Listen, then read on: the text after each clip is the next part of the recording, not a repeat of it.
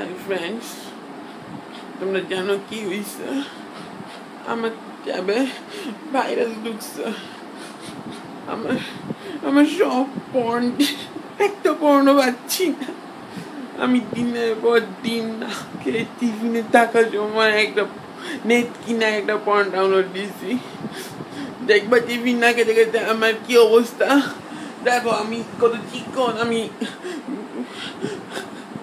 আমার সব আমার 5 GB HD ব্র্যাজেসের পর্ন, লিসা অ্যানের পর্ন সব ডিলেট হয়ে গেছে। আমি কি করবো এখন?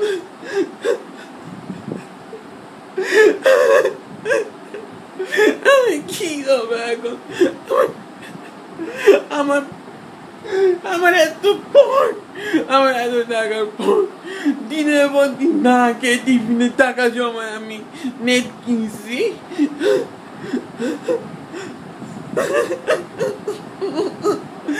আমি কি করবো? তোমরাই বলো, কোনো সলিউশন দাও।